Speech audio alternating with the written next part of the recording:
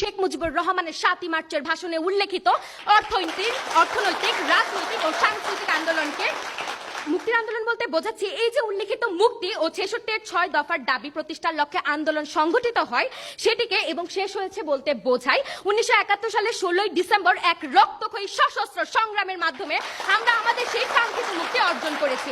আজকের বিতর্কের সুবিধার্থে যে ৫টি ক্ষেত্রের উপর আমরা আমাদের প্রস্তাবনাটি আলোকপাত করতে যাচ্ছি তা হলো অর্থনৈতিক মুক্তি, রাজনৈতিক মুক্তি, সাংস্কৃতিক মুক্তি, ধর্মনিরপেক্ষতা ও নাগরিক অধিকার নিশ্চিতকরণ। প্রথমেই চলে যাচ্ছি অর্থনৈতিক মুক্তির দিকে।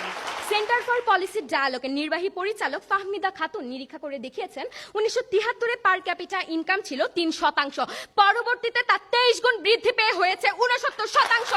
এর মাধ্যমে বাংলাদেশ সরকার হয়েছে স্বাবলম্বী, যার ফলে বিশ্ব ব্যাংকের প্রত্যাখ্যানের পরেও নিজ অর্থায়নের মাধ্যমে আমরা তৈরি করতে পেরেছি পদ্মা সেতু, metro rail, submarine cable, Bangabandhu satellite, Karnaphuli tunnel, Matarbari port এবং কয়লা বিদ্যুৎ কেন্দ্র, রূপপুর পারমাণবিক বিদ্যুৎ কেন্দ্রের মতো বৃহৎ প্রকল্প।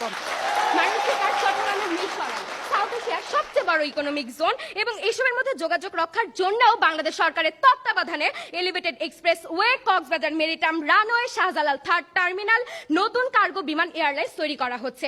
মানে স্পিকার, পদ্মা সেতুর মাধ্যমে ২৭টি জেলা যুক্ত করা যাচ্ছে।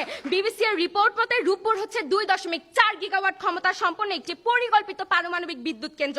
এর মাধ্যমে দেশের প্রত্যন্ত অঞ্চলে বিদ্যুৎ সরবরাহ সম্ভব হচ্ছে, যেখানে আগে বিদ্যুৎ সরবরাহ ছিল সাপের ৫ পা দেখার মতন।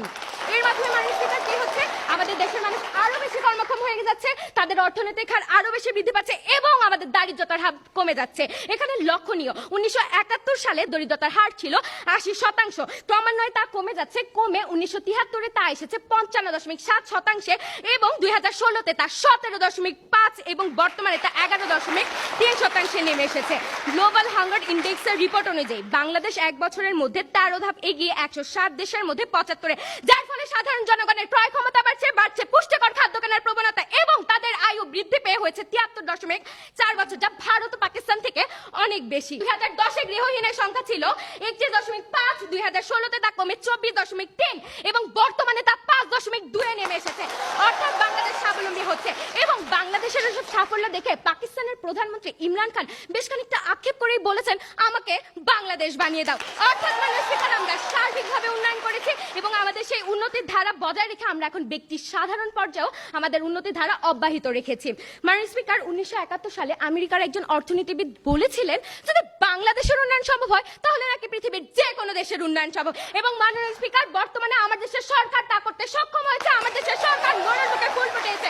অর্থাৎ মাননীয় স্পিকার, আমরা বলতে চাই ১৯৭১ সালে ৭ই মার্চের ভাষণে বঙ্গবন্ধু যে সাংস্কৃতিক, অর্থনৈতিক ও রাজনৈতিক মুক্তির কথা বলেছিল, বর্তমানে তা অর্জিত এবং আমার দেশের সরকার তা আরো সমৃদ্ধ করার জন্য কাজ করে যাচ্ছে। মাননীয় স্পিকার, বাংলাদেশে এখন খালি পায়ে মানুষ দেখা যায় না। বাংলাদেশে এখন বাস্তবে কবিতায় কুড়িঘর থাকলেও বাস্তবে কোনো কুড়িঘর দেখা যায় না। ১২ বছর আগে আমরা ক্ষুধা ও দারিদ্র্যমুক্ত বাংলাদেশ বিনির্মাণ করব বলেছিলাম। আমরা ক্ষুধাকে ইতিমধ্যে জয় করতে সক্ষম হয়েছি। এখন মাননীয় স্পিকার, রাস্তাঘাটে বা গলিতে বাড়িতে আমাকে একটু বাসি ভাত দেন না বলতে শোনা যায় না। অর্থাৎ মাননীয় স্পিকার, আমরা সেই বাসি ভাতের সমস্যা বা অন্যান্য সমস্যার সমাধান আমাদের জননেত্রী শেখ হাসিনা গত ১২ বছরের মধ্যেই করতে সক্ষম হয়েছে। তাই সকল তত্ত্ব পরিসংখ্যান থেকে আজকে এটি সুস্পষ্টভাবে প্রমাণিত হচ্ছে যে আমরা আমাদের অর্থনৈতিক মুক্তি পেয়ে গিয়েছে এবং সেই অর্থনৈতিক মুক্তি পাওয়ার পরে আজকে আমাদের দেশ এই পর্যায়ে এসেছে এবং সেখান থেকেই আমরা দেশকে সমৃদ্ধ করার জন্যই বর্তমানে আরো এগিয়ে যাচ্ছি। তাই আমি আজকে গর্ব সহকারে এই বলে শেষ করতে চাই যে, আকাশ তুমি সরে দাঁড়াও, আমি মাথা তুলে দাঁড়াবো।